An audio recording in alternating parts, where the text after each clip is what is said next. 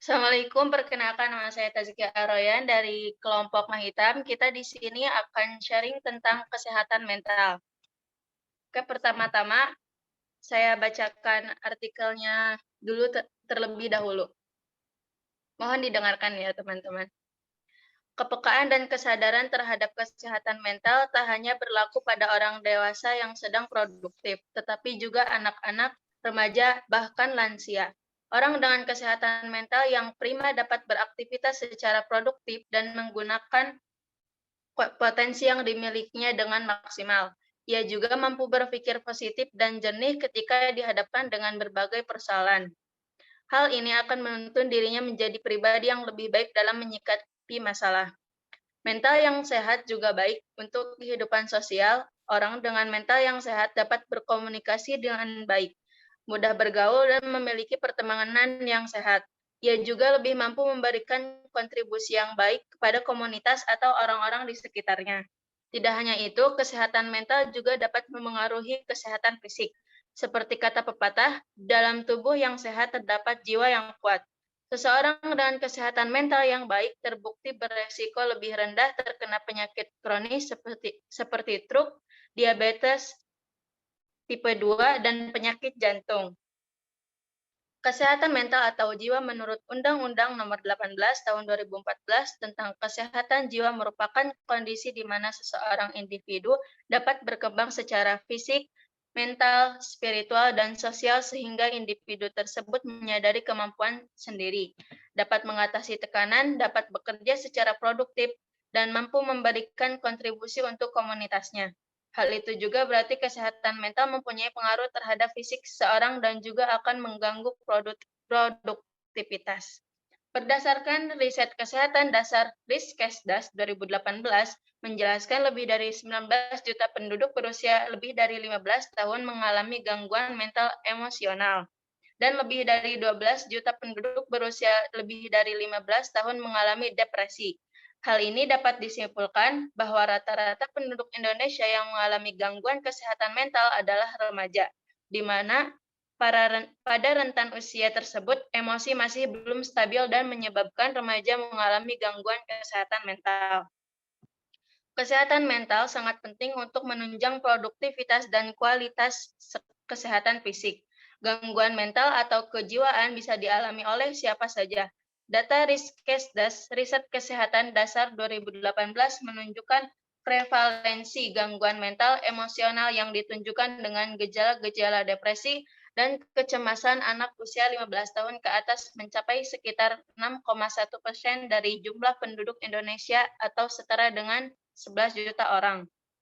Pada usia remaja 15-24 tahun memiliki persentase depresi sebesar 6,2%. Depresi berat akan mengalami kecenderungan untuk menyakiti diri sendiri atau self-harm hingga bunuh diri. Sebesar 80-90% kasus bunuh diri merupakan akibat dari depresi dan kecemasan. Kasus bunuh diri di Indonesia bisa mencapai 10.000 atau setara dengan setiap 1 jam terdapat kasus bunuh diri. Menurut ahli sosiologis, 4,2% siswa di Indonesia pernah berpikir bunuh diri. Pada kalangan mahasiswa, sebesar 6,9% mempunyai niatan untuk bunuh diri, sedangkan 3% lain pernah melakukan percobaan bunuh diri. Depresi pada remaja bisa diakibatkan oleh beberapa hal seperti tekanan dalam bidang akademik, perundungan atau bullying, faktor keluarga, dan permasalahan ekonomi. Depresi terjadi dengan salah satu ciri adalah dengan stres dan kecemasan berkepanjangan yang menyebabkan terhambatnya aktivitas dan menurunnya kualitas fisik. Pencegahan depresi dapat dilakukan dengan pengelolaan stres. Pengelolaan stres masing-masing individu berbeda. Ada yang mengelola stres dengan melakukan kegiatan yang disukai seperti hobi, melakukan kegiatan refreshing, mendekatkan diri dalam konteks spiritual keagamaan, hingga bercerita kepada orang lain untuk mengurangi beban stres. Terlepas dari stigma masyarakat, keberanian diri untuk terbuka terhadap orang lain dan berobat merupakan salah satu langkah yang tepat. Di era digital seperti sekarang, banyak platform yang menyediakan layanan konsultasi secara daring dengan biaya maupun gratis. Selain itu, beberapa puskesmas telah menyediakan layanan konsultasi psikologi dengan biaya gratis maupun berbayar dengan harga terjangkau. Akan tetapi, pemahaman akan kesehatan mental di Indonesia cenderung rendah. Hal ini dibuktikan dengan tingkat pemasungan orang dengan gangguan jiwa sebesar 14% pernah pasung seumur hidup dan 31,5% dipasung 3 bulan terakhir. Selain itu, sebesar 91% masyarakat Indonesia yang mengalami gangguan jiwa tidak tertangani dengan baik dan hanya 9% sisanya yang dapat tertangani. Tidak ditangani dengan baik bisa menjadi indikasi akan kurangnya fasilitas kesehatan mental ditambah kurangnya pemahaman akan kesehatan mental. Masyarakat cenderung memberi stigma negatif terhadap orang dengan gangguan mental atau jiwa, yaitu dengan mencela dan menganggapnya sebagai aib. Anggapan akan orang gila. Selain itu, masyarakat yang kurang paham akan tanda-tanda gangguan mental depresi seperti yang mana depresi merupakan gangguan kesehatan mental yang baik yang paling sering ditemukan. Hal ini menyebabkan orang dengan kesehatan mental terganggu cenderung susah terbuka akan pengobatan dan masalah merasa lebih tertekan akan stigma masyarakat. Hendaknya masyarakat lebih terbuka dan peka akan gangguan kesehatan mental di sekitarnya. Masyarakat bisa menjadi pendengar yang baik bagi orang yang mengalami depresi maupun stres sebagai upaya meringankan beban mental. Pada masa ini, kesehatan mental menjadi isu yang hangat untuk diperbincangkan. Banyak orang yang masih berpikiran bahwa kesehatan hanya berupa kesehatan fisik semata. Mereka belum menyadari bahwa kesehatan mental juga sangat penting bagi keberlangsungan hidup seseorang. Menurut WHO, kesehatan mental merupakan keadaan sejahtera di mana setiap individu mampu mewujudkan kemampuannya untuk mengelola stres kehidupan dengan wajar, untuk bekerja secara produktif, serta berperan di komunitasnya. Beberapa macam gangguan kesehatan mental yang sering ditemukan antara lain depresi, gangguan bipolar, skizofrenia atau halusinasi, dan gangguan kecemasan. Menurut pengamatan, bidang pendidikan menjadi salah satu penyebab remaja mengalami gangguan kesehatan mental, seperti kesulitan saat pembelajaran daring, dan tidak sedikit pula remaja yang tertekan karena tugas yang diberikan oleh guru tidak sesuai dengan porsinya. Sulitnya belajar pada masa pandemi seperti saat ini juga berakibat kepada remaja yang ingin melanjutkan ke jenjang universitas. Tidak sedikit remaja yang mentalnya terganggu pada saat menunggu hasil pengumuman kelulusan universitas. Tekanan yang didapatkan dari orang-orang sekitarnya juga dapat menyebabkan stres yang berakibatkan seseorang remaja terganggu kesehatan mentalnya. Selain itu, banyak faktor lain yang menjadi penyebab terjadinya kesehatan mental remaja terganggu, seperti faktor pernikahan, gaya hidup, genetik, masalah keluarga, ekonomi, sosial, dan faktor-faktor lingkungan lainnya.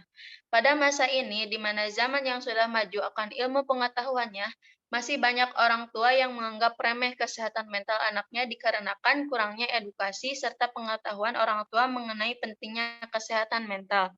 Akibatnya, banyak remaja yang kurang terbuka dan takut untuk bercerita kepada orang tuanya mengenai apa yang mereka rasakan selama ini, dan tidak sedikit pula remaja yang inner child-nya terluka. Namun, orang tua menganggap itu adalah hal yang biasa dan mengabaikan kesehatan mental anaknya. Sangat penting bagi kita untuk mengenali gejala-gejala yang menunjukkan bahwa remaja tersebut mengalami gangguan kesehatan mental. Gejala-gejala tersebut diantaranya yaitu merasa putus asa dan tidak berdaya, sering marah secara berlebihan, perubahan suasana hati dengan cepat, merasa sedih berkepanjangan, mengalami kecemasan, serta nafsu makan terganggu. Jika remaja di sekitar kita mengalami gejala-gejala tersebut, maka kita perlu memberikan perhatian lebih kepada mereka. Beberapa hal yang dapat kita lakukan yakni dengan mendengarkan cerita serta keluhan mereka, memberikan dukungan positif, memberikan dukungan emosional, dan meminta bantuan tenaga profesional yang ahli dalam menangani masalah kesehatan mental pada remaja seperti dokter, psikolog, konselor, dan psikiater. Pemerintah juga harus memberikan perhatian lebih terhadap kesehatan mental, khususnya bagi remaja, yaitu dengan meningkatkan layanan kesehatan mental di daerah-daerah tertentu atau kepada kelompok-kelompok masyarakat tertentu yang khususnya kepada orang tua, karena masih banyak orang tua di Indonesia yang belum aware mengenai kesehatan mental anak maupun lingkungannya. Dengan kondisi kesehatan mental yang baik akan memberikan banyak manfaat bagi diri sendiri maupun bagi orang lain. Jika kesehatan mental terganggu, kondisi fisik serta kualitas hidup seseorang dapat menurun. Pemerintah dan masyarakat juga perlu bekerja sama dalam memperhatikan kesehatan mental khususnya bagi remaja di Indonesia. Remaja merupakan generasi penerus bangsa yang diharapkan dan dapat berperan penuh dalam pembangunan demi kemajuan bangsa dan kesejahteraan masyarakat. Penting untuk diingat bahwa kesehatan mental merupakan hal yang tidak boleh diabaikan dan harus dipelihara dengan sebaik mungkin. Kesehatan mental harus diperhatikan selayaknya kesehatan fisik. Jika kesehatan mental terganggu, maka timbul gangguan mental. Maka dari itu, sebagai generasi yang sangat diharapkan oleh negara untuk memegang masa depan bangsa, alangkah lebih baik kita mengambil langkah dari sekarang untuk meminimalisir gangguan mental terjadi pada diri kita. Oke, teman-teman, dapat dipahami? Sekarang, saya akan menunjuk satu persatu kepada teman-teman untuk memberikan opininya. Untuk Alfia, tadi sudah dibahas ciri-ciri orang yang memiliki mental yang sehat. Kalau dari Alfia sendiri, kira-kira gimana ya semisal orang tersebut mentalnya sedang tidak baik-baik saja? Oke, suaraku kedengeran ya Taskia. Halo teman-teman. Ya. Sesuai apa yang ditanyain Taskia, jadi ini aku simpulin beberapa opini aku dari pengalaman pribadi aku dan artikel atau jurnal yang aku dapat. Nah, orang yang mengalami gejala mental atau mentalnya nggak baik-baik saja, kalau menurut aku sendiri sih, orang yang mentalnya nggak sehat itu terlihat dari cara berkomunikasi, cara mengekspresikan emosinya, sama fisiknya. Nah, seperti sulit mengendalikan diri, sulit mengendalikan emosi, kurang tanggap dan dalam berkomunikasi, mudah dan tampak lesu atau terlihat agak tertekan, merasa sedih berkepanjangan, mati rasa dengan beberapa hal, merasa lelah yang signifikan, sering marah-marah berlebih, merasa putus asa dan tidak punya tidak berdaya, sering merasa bingung, khawatir atau takut, memiliki pengalaman yang buruk dan sesuatu yang sulit dilupakan, mengalami delusi, paranoid atau halusinasi, merasa sulit dalam berkonsentrasi dan cenderung menarik diri dari lingkungan. Jadi ya mungkin semua orang nggak bisa nggak bisa terlihat sama ya. Kalau mereka sakit ada yang bisa emosinya ditumbuhin, ada yang enggak. Jadi tergantung masing-masing. Ya begitu aja sih opini aku ya Taskia. Oke, terima kasih Alfia atas opini yang telah diberikan. Sekarang coba Anwar ya. Berdasarkan undang-undang tersebut, bagaimana caranya kita supaya bisa mencapai kondisi seperti yang telah dijelaskan tadi? Oke, sebelumnya suara aku jelaskan ya. Ya. Oke, terima kasih atas waktunya dan mohon maaf apabila pencahayaannya itu agak kurang gitu. Nah, tadi kan udah disebutkan ya kayak definisinya berdasarkan undang-undang yang telah dijelaskan. Aku di sini mengutip dari laman promkes.kemkes.go.id bahwasannya terdapat beberapa jiwa atau mental itu ya. Jadi yang pertama itu ada mengenali diri sendiri. Mengenali diri sendiri itu maksudnya kita bisa memahami apa yang kita rasakan dan apa yang kita butuhkan supaya kita bisa lebih paham apa sih yang sedang terjadi terhadap diri kita gitu. Kemudian yang kedua adalah mengambil waktu untuk diri sendiri. Kita pasti kadang pernah kayak ngerasa capek atau lelah sama segala sesuatu. Kita itu perlu waktu untuk beristirahat atau istilah kerennya itu me time ya. Jadi intinya kita pokoknya harus istirahat. Karena itu juga berguna untuk menjaga kesehatan mental kita. Kemudian yang ketiga adalah bebas dari segala jenis layar. Ini maksudnya adalah dari layar teknologi ya, kayak misalnya handphone atau laptop. terus dari sosial media juga. Kadang kan kita kalau misalnya buka sosial media ada sesuatu yang bikin kita parno, itu kan bisa bikin kita jadi panik dan sebagainya. Itu juga makanya kita harus bisa mengurangi frekuensi dari penggunaan layar yang saya maksud di sini ya, yaitu teknologi itu sendiri. Kemudian yang keempat adalah menulis. Menulis di sini dimaksudkan bahwasanya kita bisa menuangkan apa yang kita rasakan yang tidak bisa kita sampaikan kepada orang lain, kita bisa menulisnya dan menyimpannya di catatan harian kita milik sendiri gitu. Maaf, di catatan harian milik kita sendiri gitu. Karena dengan menulis kita bisa mengekspresikan apa yang kita rasakan. Kemudian selanjutnya adalah berolahraga. Dengan berolahraga kita juga karena kesehatan mental itu ada kaitannya juga dengan kesehatan fisik yang mungkin akan dibahas di opini teman-teman yang selanjutnya ya. Kemudian yang terakhir adalah mengurangi minuman beralkohol. Ini juga sama ya, karena minuman beralkohol itu kan sudah jelas bahwasannya akan merusak tubuh kita. Jadi kita harus bisa mengurangi minuman beralkohol, kalau bisa kita tidak perlu. Mungkin cukup segitu saja ya opini dari saya. Semoga dapat dipahami dengan mudah bagi teman-teman semuanya. Terima kasih. Oke, terima kasih Anwar atas opininya. Sekarang saya mau Helda deh.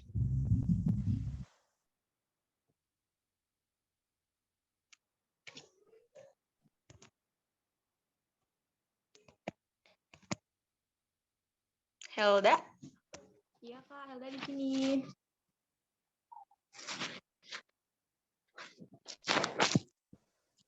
Suara saya terdengar jelas? Iya, dengar. Oke. Menurut Helda, apakah penting untuk mengetahui dan memahami tentunya gejala-gejala kesehatan mental dalam diri kita? Sebelumnya, terima kasih buat moderator untuk kesempatannya. Jadi saya akan menjawab. Menurut Helda penting banget karena seperti yang udah dijelaskan sebelumnya, kesehatan mental yang baik mampu menciptakan pandangan yang positif, baik untuk diri sendiri maupun orang lain. Karena kesehatan mental berkaitan dengan kesehatan fisik. Penyakit-penyakit yang muncul akibat kurangnya kesehatan mental antara lain gangguan bipolar, kecemasan, gangguan stres pasca trauma, dan gangguan obsesif kompulsif, dan psikosis. Selain itu, tak jarang juga kesehatan mental dapat memicu tindakan bunuh diri. Jadi, penting sekali bagi kita untuk mengetahui gejala-gejala kesehatan mental agar terhindar dari penyakit akibat dari kurangnya kesehatan mental. Selain itu, dengan mengetahui gejala-gejala kesehatan mental yang ada di dalam diri kita, itu dapat membuat hidup kita lebih bahagia. Sekian opini dari saya. Oke, terima kasih Helda. Selanjutnya saya mau tanya ke Rifki. Rifki, dari data yang disajikan tadi, mayoritas katanya remaja kan ya? Menurut Rifki, kenapa sih remaja bisa rentan terkena gangguan kesehatan mental? Oke, terima kasih atas pertanyaannya, Kak Taskia. Apakah suara saya terdengar dengan jelas? Terdengar? Oke, izin menjawab pertanyaannya, Kak.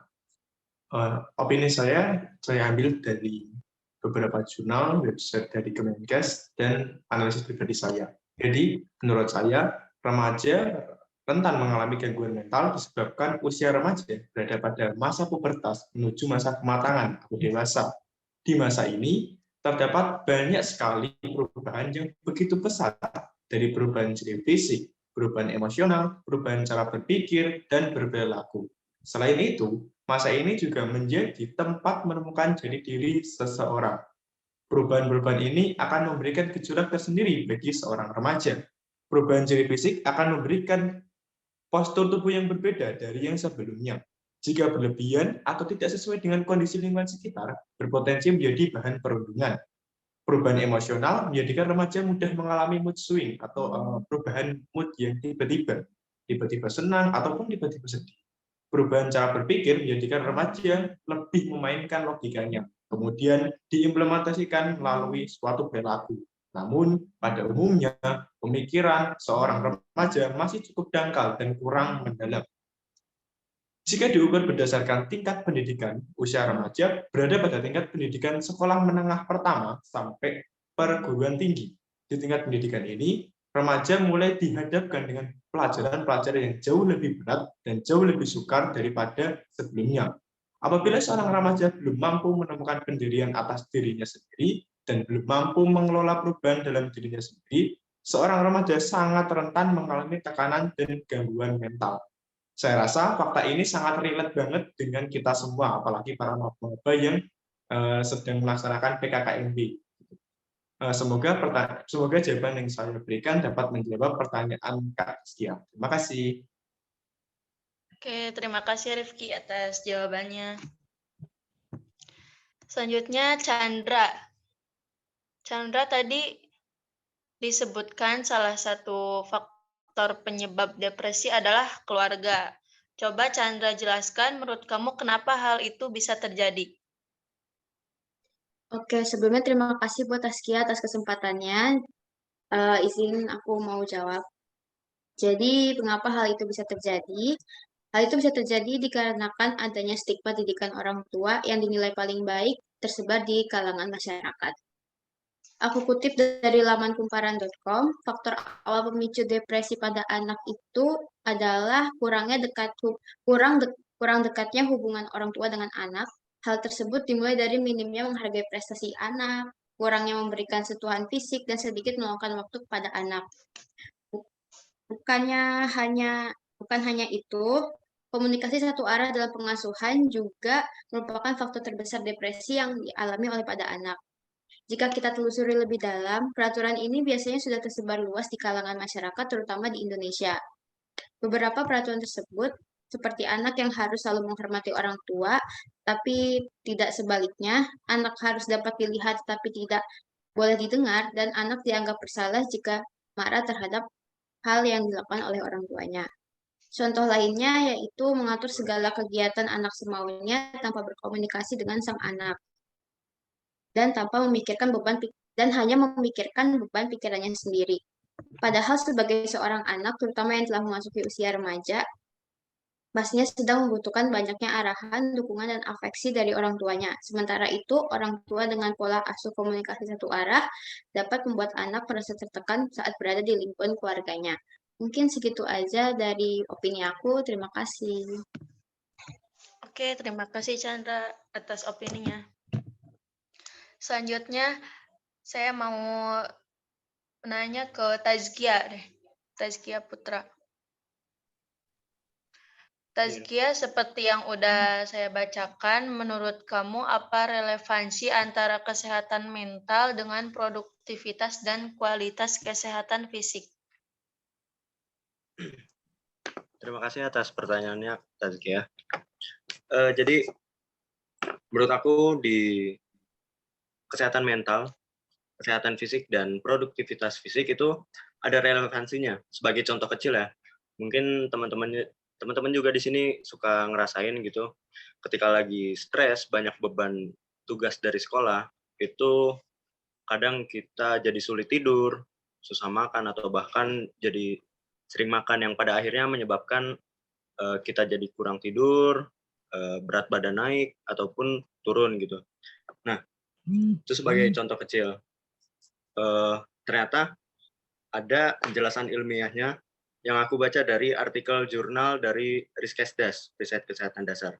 Jadi, ternyata sistem emosional itu mempengaruhi otak melalui sistem neurohumoral yang menyebabkan gejala fisik yang dipengaruhi langsung oleh hormon adrenalin. Jadi, ketika kita lagi stres atau kita lagi merasakan sesuatu tentang emosi, misal deh marah, itu ada satu hormon yaitu hormon adrenalin kita yang bakal meningkat. Nah, apa sih akibat dari hormon adrenalin kita yang meningkat itu?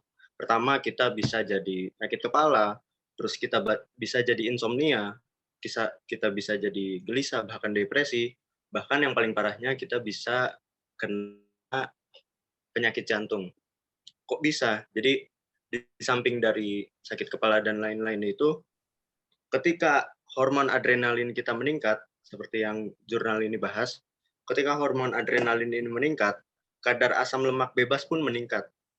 Nah, kadar asam lemak ini kalau misalkan tidak dikurangi, itu bakal diolah di hati menjadi kolesterol dan serid. Nah, bagaimana cara menguranginya? Cara menguranginya itu dengan cara itu menjalani hobi, bekerja ataupun berolahraga. Seperti yang dibilang kayak untuk melepas stres kita harus menjalani hobi, olahraga ataupun aktivitas lainnya. Nah, kalau misalkan kadar kolesterol itu tidak dikurangi, bakal menimbun di pembuluh darah, termasuk pembuluh darah yang ada di jantung yang pada akhirnya bisa menyebabkan tekanan darah tinggi di jantung. Maka dari itu penting bagi kita untuk menjaga kesehatan mental sih. Dengan cara itu, menjalani hobi, bekerja, ataupun berolahraga. Jadi tubuh kita harus tetap produktif dengan kegiatan yang positif agar terhindar dari penyakit-penyakit yang tadi sudah disebutkan. Kurang lebih begitu opini dari aku, Tazkia. Terima kasih. Oke, terima kasih Tazkia atas opininya. Sekarang saya ingin bertanya ke Marcelo. Oke, Marcelo, terkait bercerita ke orang lain atau bahkan konsultasi ke tenaga ahli itu tentunya dibutuhkan keberanian yang luar biasa. Namun, itu bukanlah hal yang mudah. Lalu bagaimana caranya agar kita dapat memberanikan diri? Ya, sebelumnya terima kasih untuk Tazkia untuk memberikan kesempatan saya menjawab. Untuk orang yang kondisinya sedang tidak baik-baik, memang sangat sulit untuk bisa percaya kepada orang lain, maupun itu teman terdekatnya sendiri. Kita sendiri tidak bisa meyakinkan mereka agar bisa cerita tentang masalahnya kepada kita. Akan tetapi, kita sebagai temannya dapat membantu dengan cara yang lain, seperti menjadi teman yang suportif dan tidak menjudge kondisi yang belum kita ketahui kondisi permasalahannya kenapa. Dari hal yang telah kita lakukan tersebut dapat menumbuhkan rasa percaya diri dan kepercayaan teman. Suaranya. Halo, ada suaranya.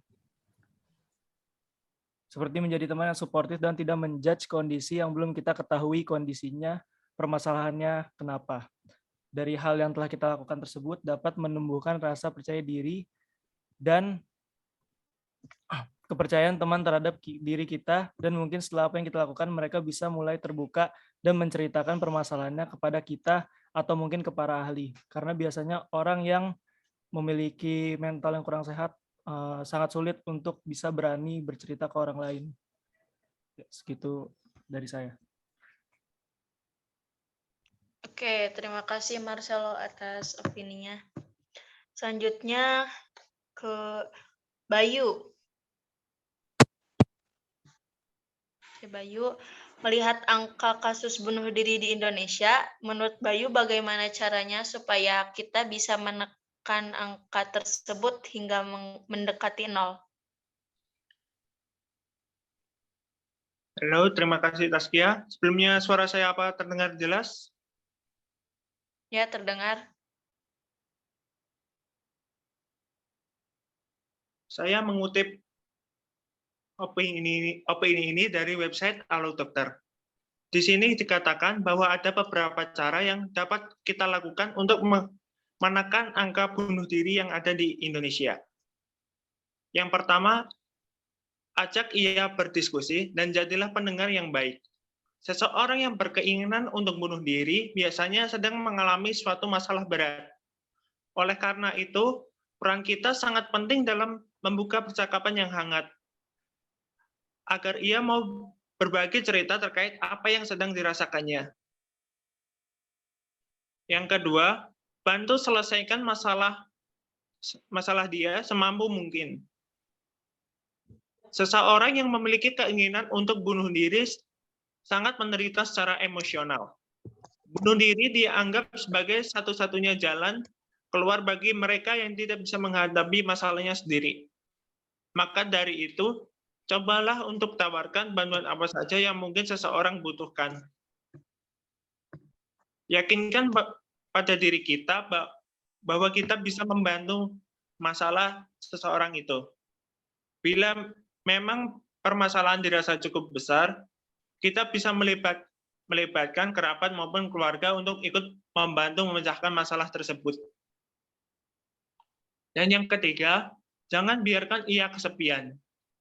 Karena bunuh diri seringkali dilakukan secara diam-diam, Sebisa mungkin jangan biarkan ia sendirian. Temani ia setiap waktu agar tidak terjadi hal-hal yang tidak diinginkan.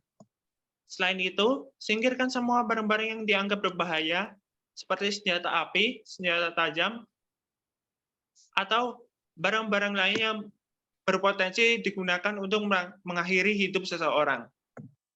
Dengan begitu, hasrat atau keinginan untuk bunuh diri pun bisa Dan yang terakhir, ajak ia untuk menemui psikolog atau psikiater. Bila memang usaha kita belum juga berhasil merubah niat atau menghilangkan niat untuk bunuh diri, satu-satunya jalan yang terbaik yaitu kita bisa membawa dia menemui psikiater atau psikolog. Nantinya, psikiater atau psikolog akan melakukan penanganan tergantung pada penyebab yang mendasari pikiran dan perilakunya untuk bunuh diri. Pada dasarnya, pencegahan bunuh diri pada seseorang bisa teratasi dengan baik selama keluarga dan temannya ikut peduli untuk membantu mencari jalan keluar permasalahan yang dihadapi oleh orang tersebut. Dengan mengetahui tanda seseorang ingin bunuh diri, maka angka bunuh diri di Indonesia ini pun bisa ditekan hingga mendekati 0%. Sekian pendapat dari saya. Kembali lagi ke Taskia. Terima kasih Bayu atas pendapatnya. Sekarang beralih ke Selvina. Oke, Selvina, kira-kira bagaimana pandangan masyarakat ketika mengetahui ada seseorang di sekitarnya yang memang kesehatan mentalnya atau jiwanya sedang terganggu? Oke, izin menjawab ya Kak Taskia. Di beberapa bulan kebelakang ini, kesadaran masyarakat dalam isu kesehatan mental dinilai terus berkembang. Dulu mungkin masyarakat masih menutup mata ketika membahas kesehatan mental karena dianggap hal yang tabu. Meski begitu, beberapa masyarakat memberikan stigma bahwa orang dengan gejala kesehatan mental adalah orang yang kurang tentang pengetahuan agama. Padahal gejala kesehatan mental yang paling sering ditemukan yaitu adanya depresi. Tapi sekarang sudah mulai banyak beberapa komunitas kampanye, obrolan di media sosial, bahkan dijadikan karya film yang mengulas kesehatan mental. Jadi itu opini aku tentang pandangan masyarakat ketika seseorang di sekitar yang mengalami kesehatan mental, Kak Taskia. Oke, terima kasih Selvina atas opininya. Sama-sama. Sekarang pertanyaan ditunjukkan ke Nokdila.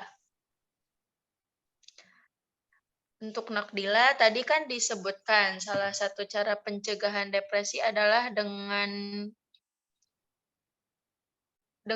bercerita ke orang lain. Menurut Nokdila itu seberapa besar sih pengaruhnya jika bercerita ke orang lain itu? Oke, sebelumnya terima kasih izin menjawab. Suara aku udah kedengeran, teman-teman? Kedengeran. Iya kan, seberapa besar pengaruh gitu. Tadi seperti yang disebutkan di awal, kalau misalnya berani bercerita ke orang lain itu kan udah merupakan langkah yang tepat. Jadi pengaruhnya itu pasti besar banget. Namun kan permasalahannya itu banyak orang yang depresi itu karena mereka tuh benar-benar tertutup. Mereka tuh terlalu memikirkan semuanya sendirian gitu. Nah mungkin orang-orang terdekat kayak keluarga, teman itu harus bisa lebih peka gitu. Kita harus bisa ngenalin karakter dia tuh orangnya tertutup atau terbuka gitu. Karena ya tadi kalau misalnya dia tertutup itu pasti dia bakalan susah buat cerita ke orang lain. Kalau misalnya orang yang terbuka itu kan dia enak tuh apa-apa cerita gitu. Padahal kan kalau misalnya kita cerita ke orang lain tuh kadang berasa plong gitu meskipun kita nggak dikasih solusi, tapi kalau misalnya udah cerita tuh kayak beban tuh hilang lah sedikit gitu. Tapi kan kalau di kasus depresi ini banyaknya tuh orang-orang yang tertutup gitu. Jadi ya buat lingkungan sekitar tuh kayak orang tua, temen itu harus lebih peka gitu. Apalagi orang tua ya itu harus benar-benar ngenalin banget karakter anaknya tuh kayak gimana. Ya mungkin itu aja opini dari aku. Terima kasih banyak. Oke, terima kasih Nokdila. Sekarang ke Arvika. Oke, Arvika. Menurut kamu, apakah kesehatan mental sama pentingnya dengan kesehatan fisik? Baik, terima kasih Tasya atas pertanyaan yang sudah diajukan. Apakah suara aku terdengar dengan jelas? Ya, kedengaran. Jadi, menurut aku kesehatan mental itu sama pentingnya dengan kesehatan fisik. Karena mental yang sehat tentunya akan membuat pikiran kita menjadi positif sehingga tubuh akan berfungsi dengan baik secara emosional, psikologis, sosial, dan tentunya akan mempengaruhi cara berpikir, merasakan, dan berperilaku. Nah, di ilmu pengobatan psikosomatis dijelaskan bahwa apa yang terjadi di otak kita bisa mempengaruhi badan secara keseluruhan. Oleh karena itu, maka tak heran jika ada orang stres yang mengalami tegang leher karena adanya interconnection atau keterkaitan. Oke, cukup Arvika. Oke, terima kasih atas opininya. Selanjutnya saya mau nanya ke Fadilah. Untuk Fadilah, seperti yang disampaikan bahwa masyarakat cenderung menganggapnya sebuah aib dan mencelanya, bahkan menganggapnya gila ya. Menurut pendapat Fadilah, dampak apa yang akan terjadi dengan seseorang yang kesehatan mentalnya terganggu itu? Terima kasih Tasya atas kesempatannya. Sebelumnya suara saya apakah terdengar? Ya, terdengar. Oke. Nah, menurut aku, orang jika kesehatan mentalnya terganggu, akan timbul gangguan mental atau penyakit mental seperti depresi, cemas, stres, atau susah untuk terbuka kepada orang lain. Nah, biasanya gangguan depresi paling sering nih dialami anak-anak remaja atau terutama korban pelecehan seksual. Banyak sekali kasus korban pelecehan seksual terjadi pada usia remaja, sehingga membuat korban mengalami depresi, yaitu gangguan kesehatan mental yang ditandai dengan suasana hati yang terus tertekan atau kehilangan minat untuk beraktivitas. Nah, banyak korban juga merasakan sedih secara terus-menerus. Selain itu, stres atau cemas seringkali nih kita rasakan sebagai siswa atau mahasiswa. Biasanya kita dapat tugas banyak dari dosen atau guru. Nah, banyak di antara kita suka untuk menunda-nunda mengerjakan tugas. Jadi, tugas menjadi menumpuk dan kita pun merasakan stres atau cemas karena kita dikejar deadline. Gitu sih Taskia dan teman-teman semua menurut opini dari aku. Ya, makasih Fadila atas opini yang telah disampaikan. Selanjutnya saya mau bertanya ke Uni. Oke, Uni, berkaitan dengan pertanyaan sebelumnya, boleh sebutkan faktor lain yang menjadi penyebab terjadinya gangguan kesehatan mental. Sebelumnya, terima kasih kepada moderator atas kesempatannya. Kesehatan mental dipengaruhi oleh peristiwa dalam kehidupan yang meninggalkan dampak yang besar pada kepribadian dan perilaku seseorang.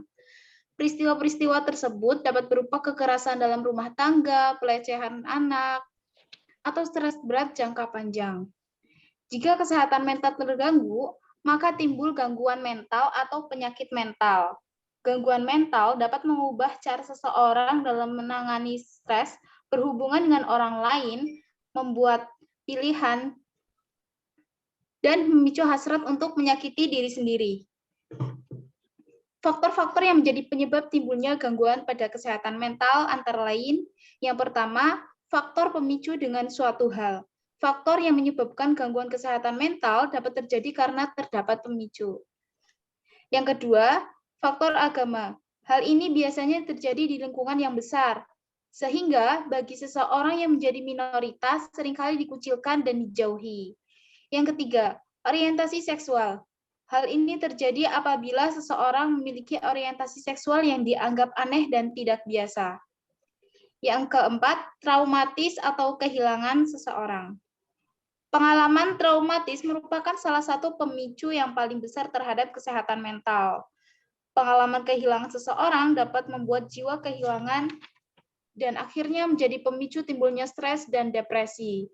Yang kelima atau yang terakhir, fobia.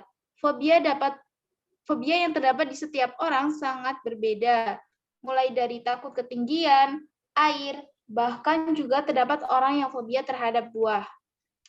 Sekian opini dari saya. Terima kasih. Oke, terima kasih Uni. Selanjutnya saya mau bertanya ke Amanda. Amanda, tadi dikatakan bahwa pemahaman kesehatan mental di Indonesia masih cenderung rendah. Menurut Amanda, bagaimana solusinya supaya masyarakat Indonesia lebih paham? Baik, terima kasih atas kesempatannya, Taskia. Jadi, kita sebagai warga Indonesia itu harus saling mengedukasi satu sama lain. Selain untuk meningkatkan pemahaman mengenai kesehatan mental, hal itu juga sebagai upaya pencegahan peningkatan penduduk yang mengalami gangguan jiwa atau gangguan kesehatan mental. Ada salah satu namanya itu konsep person in environment, di mana konsep ini menitikberatkan kepada relation gitu antara individu dengan lingkungannya sekitar. Jadi dengan menerapkan konsep tersebut, kita jadi bisa melihat permasalahan mental itu bukan hanya dari satu sisi saja, tapi juga di sisi yang berbeda. Gitu. Peningkatan kesehatan mental itu juga harus dimulai dengan meningkatkan psikoedukasi, memperluas informasi, dan menyebarkannya kepada orang-orang terdekat. Selain itu, upaya ini juga harus diimbangi dengan peningkatan jumlah tenaga kesehatan mental di Indonesia, salah satunya itu dengan adanya psikolog di puskesmas. Karena dengan adanya psikolog di puskesmas, masyarakat yang memiliki permasalahan kesehatan mental akan lebih mudah dalam hal sarana maupun finansial. Itu akan sangat membantu masyarakat untuk memeriksakan kesehatan mentalnya. Seperti itu kira-kira opini yang bisa aku bagikan ke teman-teman. Kembalikan ke Taskia, silakan. Oke, makasih Amanda atas opini yang telah diberikannya. Selanjutnya, Gibran. Oke, Gibran.